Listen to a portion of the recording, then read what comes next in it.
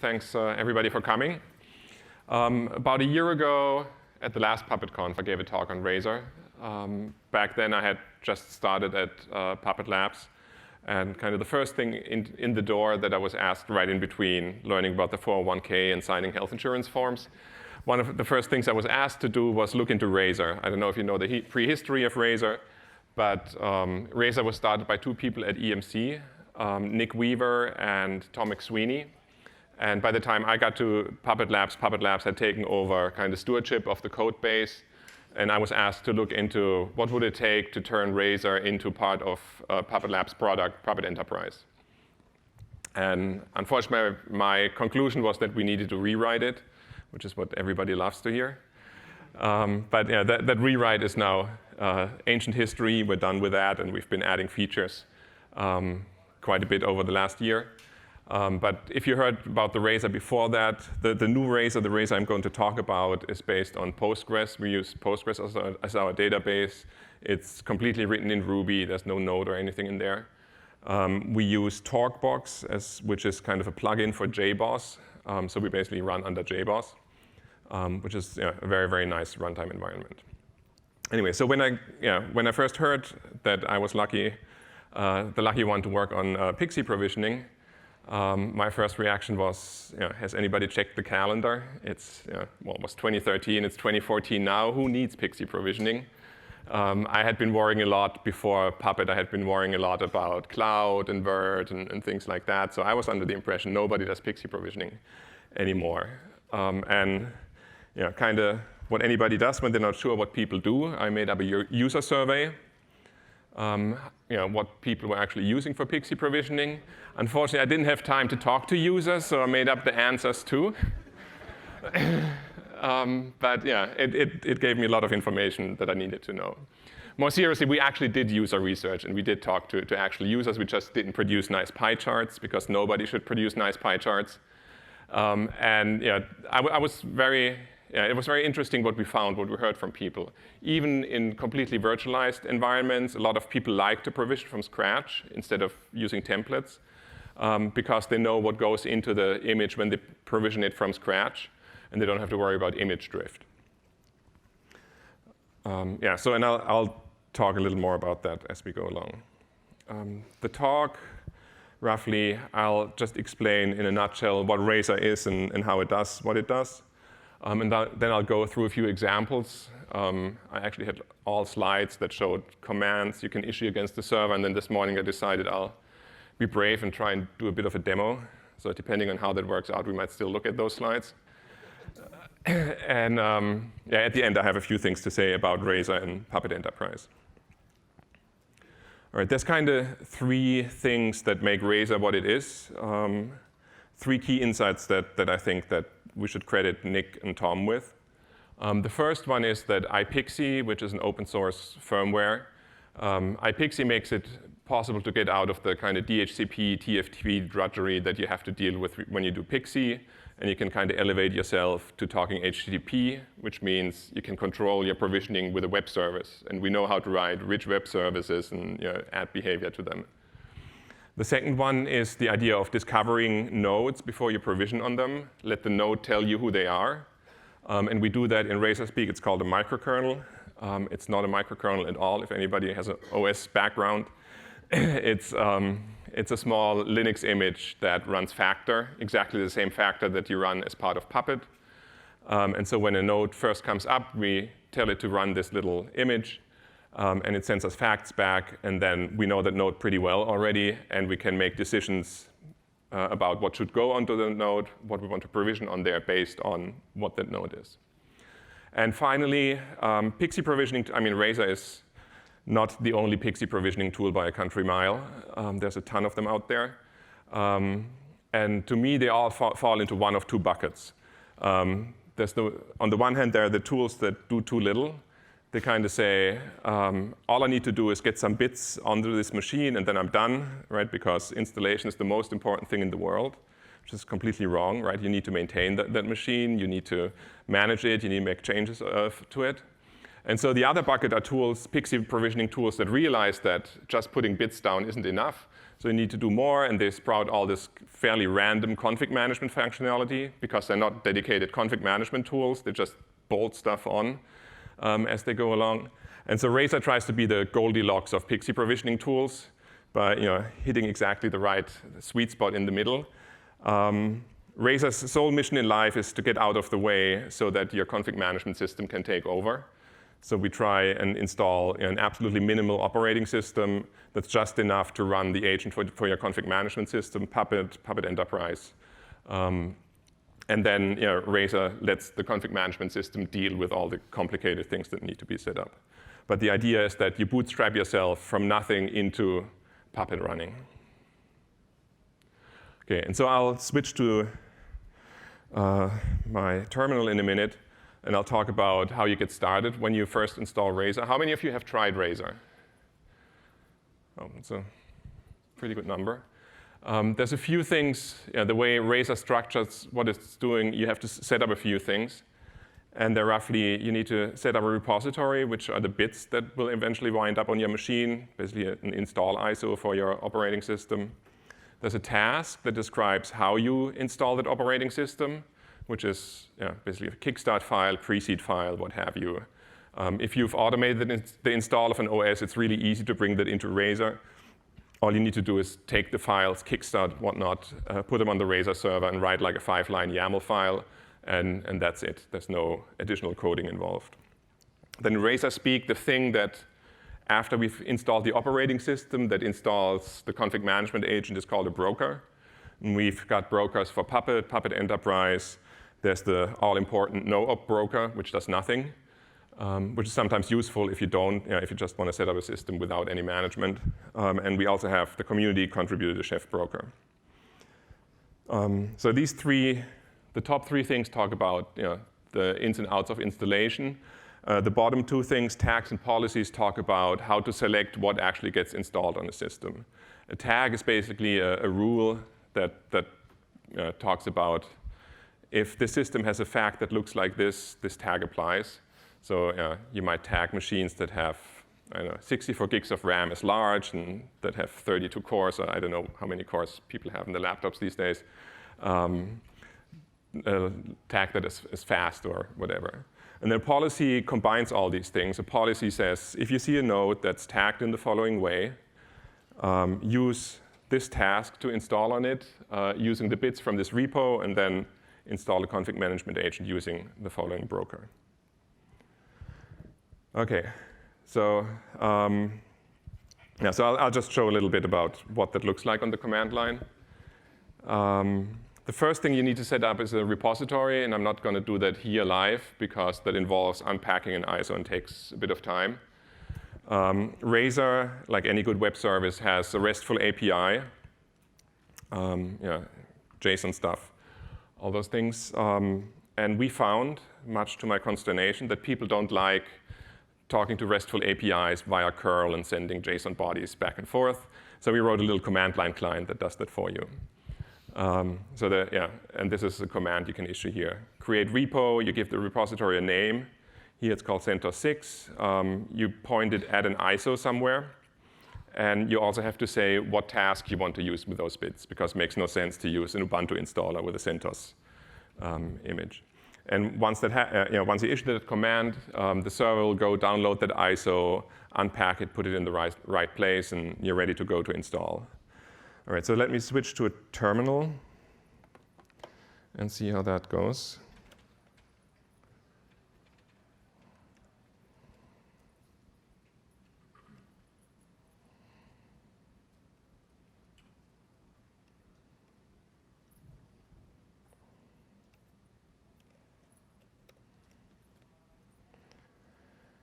Okay. So what I've got here on the laptop is total mess of windows. I've got Puppet Enterprise running in a virtual machine with almost no machines in it. Let's delete. That's from my testing. Let's just delete that. Okay. So the only machine that this Puppet Enterprise installation knows about is itself the Puppet Master. I've also got the Razer server running on here. Let me just, and yeah, it's a RESTful API, so you can just go to the top-level entry point, and you get back a JSON thing that has commands and collections in it. So collections are the read-only representations that you can query for things like nodes and repos and all the things I just talked about.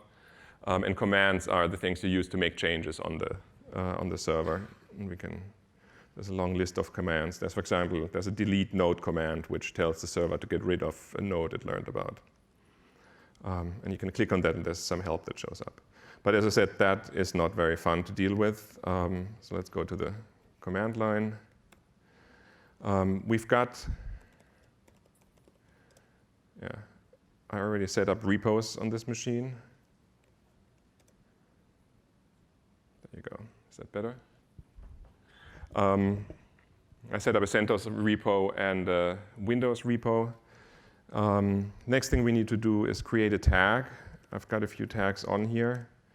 One of the questions that people ask me a lot is, can you use Razer to do pretty direct provisioning, kind of what you're used to from other tools, where you just say the machine with this MAC address gets this thing, and this is how you would do it. These tags say the one at the top, the MAC tag says if a machine shows up whose MAC addresses are one of the following, tag it with this MAC tag. I don't remember why I called that. But we want to do something a little more interesting. Another thing you can do is all the nodes in Razer have node metadata associated with it. And the metadata is really just a list of key value pairs. What makes it really useful is that you can manipulate the metadata through the API. You can access it in installers, and you can also access it in your tag rules. So you can push information through the API into a node and then use that to make provisioning decisions, or later on use it in an installer to, if you're crazy enough, you can stick a partitioning scheme into your node metadata and then have the node partition according to what you put in there. So let's create a tag that does that.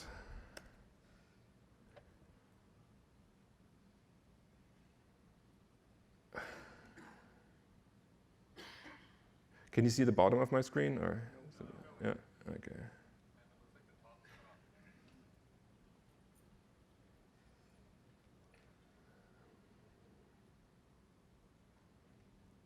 Still not, huh?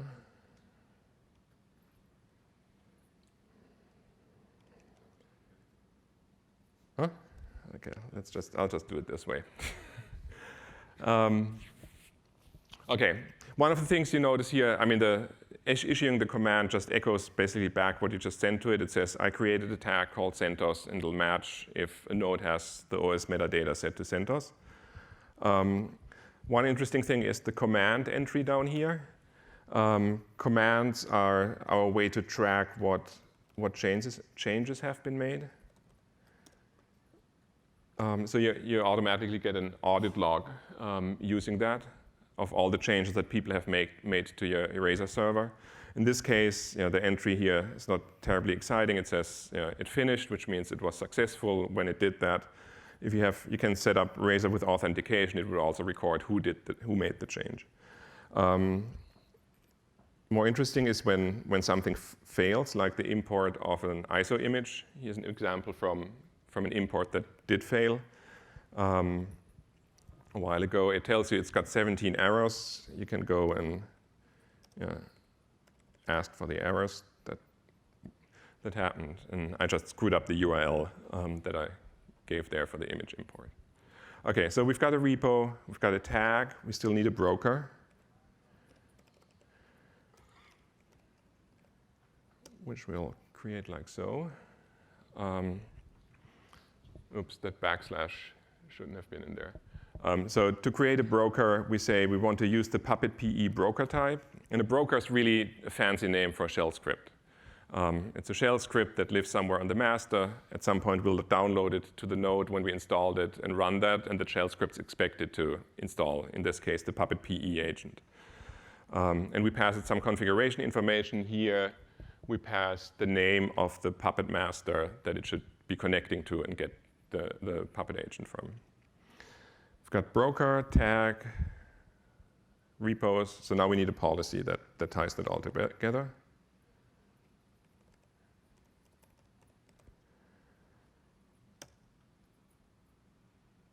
Okay, and that command's a bit of a mouthful. All these commands, if you want to, you can also pass them just JSON documents. If you do this a lot, you can save things that way. Oops, and something happened in the background already, which is not what I wanted. So the policy, as I said, it says from which repo to take stuff, which task to use, which broker to use, and some additional ancillary stuff that isn't all that exciting. Let me just kill this VM here, because this is not what I wanted to happen just yet. Let me delete that node that's there. Is from my testing earlier before the talk. Okay, so I just got rid of that machine. So I just removed the machine, that virtual machine from the Razer database, so that when we boot it up for the first time, it'll be brand new to Razer. What's happening now is that the virtual machine PXE boots. It asks the Razer server, what should I do? The Razer server says, I don't know you, let's get to know each other, and sends down the microkernel. And now it's booted into the microkernel. And on the command line, we can see a new node, node 23, and find out some more details about it. The fact that the last check-in entry here says is all dashes means we don't have facts yet. Takes a little bit for the microkernel to spin up, set up the network. We also have a sleep in there to deal with slow switches, I think. So it takes a moment. There, and now the last check-in is set to the last time we got facts. Since we haven't set the OS metadata entry yet, the node has nothing to do, so it's just sitting there periodically asking the server, what should I be doing? Here's facts for me. And the server goes back and says, nothing yet. So let's set the metadata.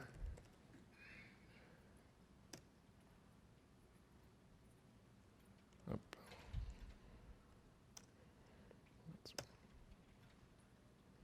There. And in a few moments, the virtual machine should just start booting. Start rebooting. There. Okay, and we'll just watch this for a sec to see that it automatically reboots into the CentOS installer because of the policy that I've set up. And we'll just let that run for a while and go back to slides.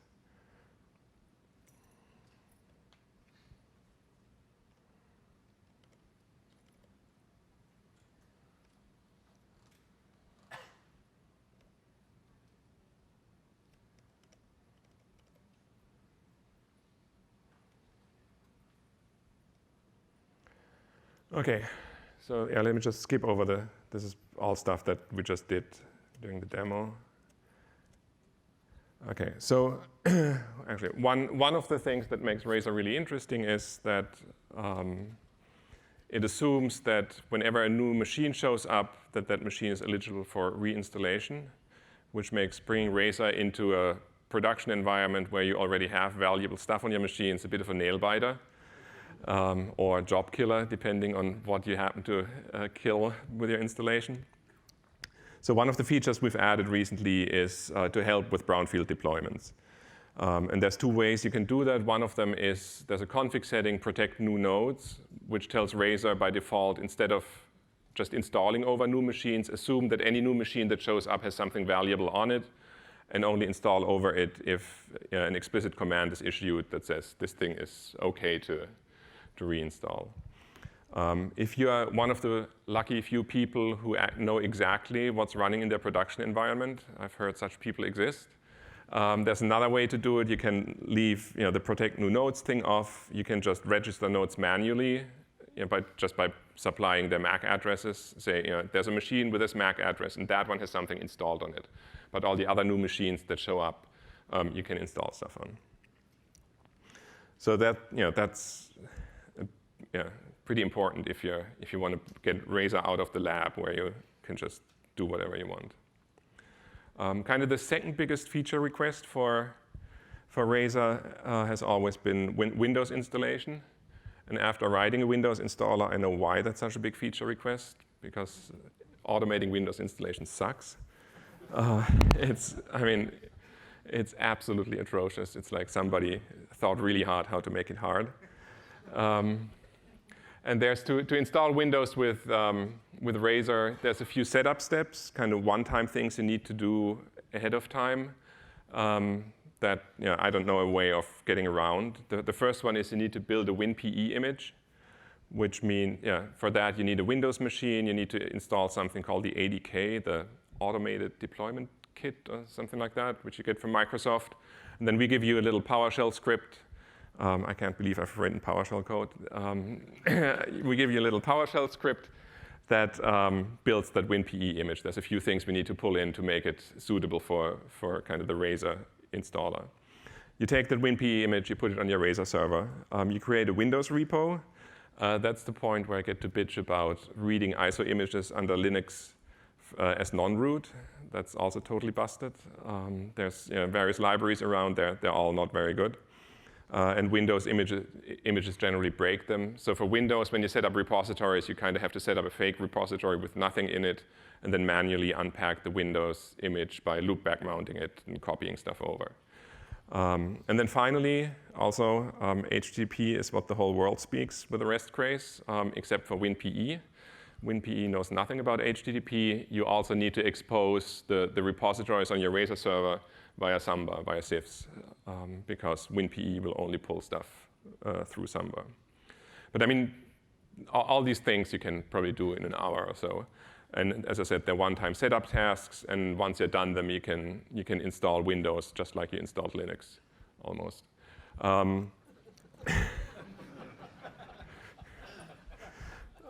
We've had for a long time, we've had a Windows 8 installer. I don't know why we started with a Windows 8 installer. As it turns out, not so many people use Windows 8 on their servers. So there's a lot more people who want to have a 2012 R2 installer and a 2008 R2 installer. The 22 R2 installer we have now. The 2008 R2 installer is work in progress. We have some patches that don't quite work, but we should get there pretty soon. And if you know anything about Windows installation, if you're an expert in that, I'd love to hear from you. There's lots of things in this unattended.xml file that you have to create that I don't really understand, that it's just cargo culted in there. So if you want to help out with the Windows installation, that would be wonderful. So the next bit is something that I came across about a week, 2 weeks ago, when Jonas Roslund, who's sitting right there, from EMC, all of a sudden showed up and said, I wrote a blog post about using Razer. And kind of what caught my eye was that it addresses a use case that I've been talking about for a long time, but never really did anything about it. And he used the feature that we added into Razer kind of on a lark, because we thought that should be pretty useful. And Jonas's use proves that it is really useful. So the problem that Jonas had was, I've been talking about this in the context of you have a rack of machines. The top in the rack, you want to have a load balancer. The bottom two, your database cluster, and in between web servers. Or in Jonas's example, he's talking about Scale.io and Cloud Foundry and OpenStack, provisioning different machines based on their location in the rack based on the location in the rack with one of those things. And they went back and forth how to do that. One way would of course be to tag these machines with node metadata and say this is a machine at the top, this is a machine at the bottom, but that kind of sucks because it involves manual work. So what they came up with was they used something called LLDP, the Link Layer Discovery Protocol. That's exactly as much as I know about that. To figure out what network gear they're hooked into, or where in the switch they're hooked into, and into what switch. expose it as facts from the microkernel, and then have tags that tag machines as, I assume, top, bottom, something like that. And the facts that come back from the microkernel now have these LLDP facts in them. There's like your normal garden variety factor facts, and then the additional facts that they added into that. And what we did a while ago was, you could, of course, do that. As I said, the microkernel is just a Linux image. You could just rebuild that Linux image, modify the factor setup in there, throw some custom facts in there. But that kind of sucks that you have to rebuild the microkernel. So we added a way to extend the microkernel from the server a while ago. And the way you do that is you create a zip file that has a specific layout. You can have a bin directory in there, lib ruby factor, and facts.d. And you can, I assume it's pretty clear what you can stick into those things. The bin directory, you can stick any executables that your facts might need. The lib directory, you can add supporting libraries. And then in lib ruby factor, you can put, I hope I get this right, custom facts. And then facts.d, you can also put external facts in there. And the mechanisms are exactly the same ones that you know from the standard factor, because we run the standard factor. You zip all that up, you put it on the Razer server in a certain place, and then when a microkernel comes and says, I need to check in, we tell it there's a microkernel extension, it downloads the zip file and uses that as part of its factor run. So without rebuilding microkernels and all that, you can do all that. Yeah, so I mean, extremely cool use of that. The next thing is something that I had hoped we had done by PuppetConf, but not quite. We're working on some patches for that. It's the idea of hook scripts. It's also something where kind of fairly detailed design happened like in the community. The stuff we wanted to do initially when we talked about it internally looked very different from that, and then somebody, Chris Portman, showed up and said, hey, this should work more like hook scripts in like Git, and we all agreed that that's a great idea. So what are hook scripts? Razer has a pretty defined idea of what the lifecycle of a node is, and we want to give you ways to kind of intercede in that lifecycle, to tap into that lifecycle without having to change code, Razer code, just by plonking scripts somewhere on the Razer server in specific places. And the places we're thinking about right now is mostly a callback when a node is registered. So the first time a new node shows up and we discover something, that you can run something there. When a node gets bound to a policy, when we figure out that we actually need to install a node with a given policy, that you can call something there. When it gets uninstalled and when it gets deleted. The node registered thing, for example, is useful either if you have a third-party system somewhere that tracks more information about your nodes. You can pull that into node metadata if you're using rack tables or, I don't know, some sort of CMDB. And then you can use that metadata in your policy decisions. Node bound I think would be really useful if you're doing IP address management, not with DHCP, if you have a separate IPAM solution somewhere, so you can, node bound gets called when we're about to install something on there, so you can call to your IPAM thing and say, hey, give me an IP address from whatever pool for this machine. And similarly, on uninstalled, you would call back to your IPAM and say, I'm done with this IP address. So I think there's a lot of useful things you can do with that. A hook script itself, I think this is the most complex hook script that anybody should write in Bash. Anything beyond that, I hope people will use Python, Ruby, whatever.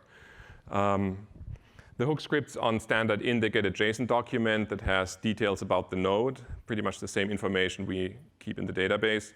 And also hooks have persistent state, which makes it possible. This example here is a counter written as a hook. The hook, the first line just reads the standard in into the JSON variable. Then we use a little tool called JQ, which you can use to query JSON documents from the command line to get the name of the hook and get the current value of the counter, add 1 to it. And then hook scripts echo on standard out both how the state of the hook should be changed, which is the hook config thing. So we echo the new value of the counter out, which Razer then stores in its database. And the next time this hook runs, that run gets the incremented counter. And you can also change node metadata with it, which is the thing at the bottom here, the metadata. Set the name key in it to the value of the counter. All right, we should probably see if we now have a node that that our Puppet master knows about.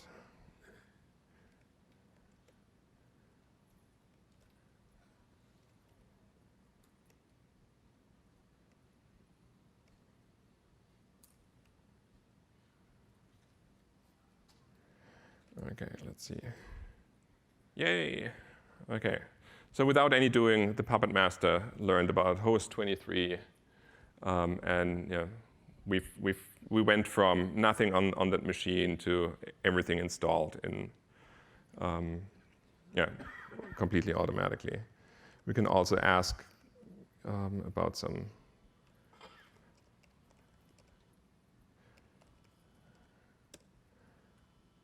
the details of the node. Of course, you can get like the metadata.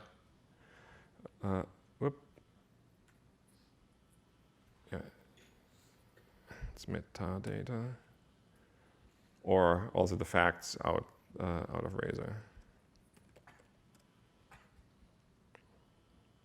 All right. Okay, that seemed to have worked. So,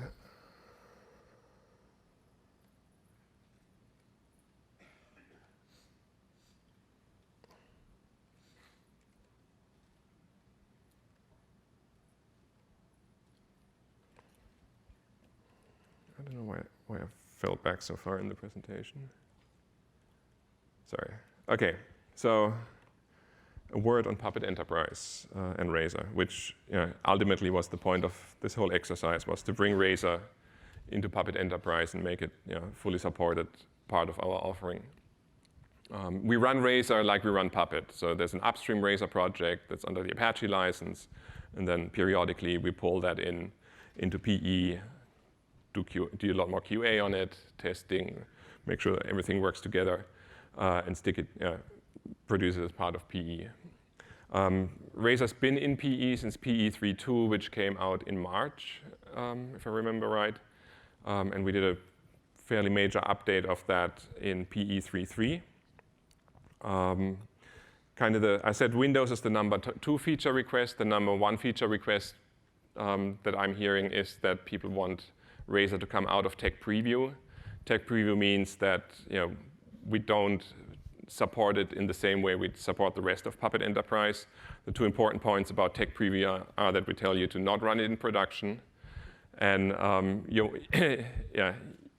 more than welcome to call our support with questions about Razer, and they will try and help you. But there might be cases where you run into something that blows any SLA, and we reserve the right to say, we're really sorry, we're not going to address that as quickly as the SLA for the rest of PE says. Having said that, it's not because we think, or because we know that Razer will eat your data, or that there's horrible bugs hidden somewhere. We actually do the same sort of QA on Razer for PE as we do for the rest of PE. But there's still work ongoing to get it fully supported. It's not going to happen for PE 3.4, unfortunately, which will be the next version of PE, but hopefully soon after that. If you are a PE customer and you want to try out Razer, the easiest way to do it is to use Nick Walker's. Nick Walker's one of the Puppet Labs people, pretty awesome. He wrote a Vagrant stack that sets you up with a PE master, another VM that runs the Razer server, and a third VM that runs like DHCP and TFTP server, so you have PXE provisioning. You can do all that on your laptop. And that was pretty much all I had. The link here points to kind of the main page about upstream Razer. If you go there, there's also links to where the mailing list is, the bug tracker, although you don't need the bug tracker. There's no bugs in Razer. IRC channel and all those things. Okay, and then stealing, I think there's also a picture from Jonas here, the Puppet plus Razer equals awesome. With that, are there any questions? Yes, I can see really, it's really hard to see because the lights are really high, but I think somebody's raising their hand back there. Yeah, go ahead.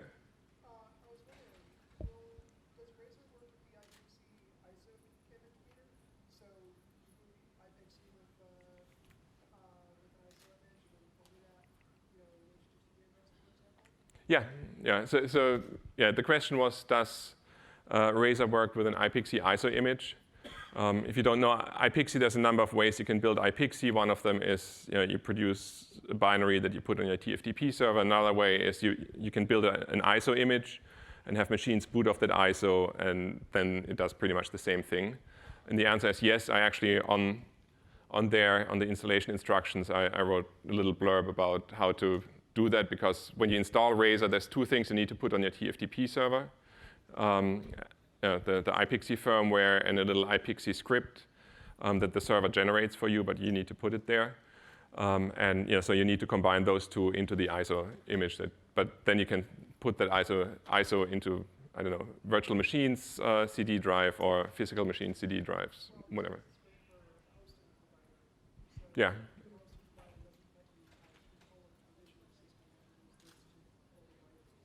Okay.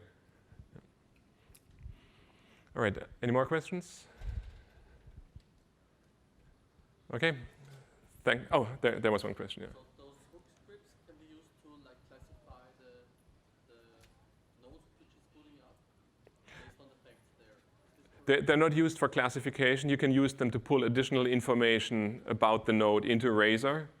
And you can set node metadata entries based on that. And then in your tag rules, you can say, you can use that metadata to match on these external things. So if you have an external system that tells you if the machine is top, middle, or bottom of rack, you would, in the hook script, you would pull that information out and set a position node metadata entry. And then in your tag rules, you would say if the metadata entry position is middle, then this tag matches or something like that. Sorry? When it's in the middle, then the web server gets provisioned there. When it's in the middle, a web server gets provisioned there. Yeah, I mean that. Maybe an image is provisioned there. Yeah. When it's top, it's a CentOS server. Yeah, that would be all things you set up with your policies and tagging, how you want to use that information. Whether for example you say middle is a web server. But yes, that's how you would do it. Mm-hmm. Yes. If you have an external repo, would Razer be able to use that? Yes, it is. So the question is, if you have an external repo, is Razer able to use that? And the answer is yes. So I showed how you import an ISO with it, but you can also use that same command and just say this repo is really an alias for content that's hosted somewhere else at this URL, and then you don't have to go through the ISO import process, and you don't have to duplicate things in different places in your infrastructure. Any more? Yes, there's somebody back there.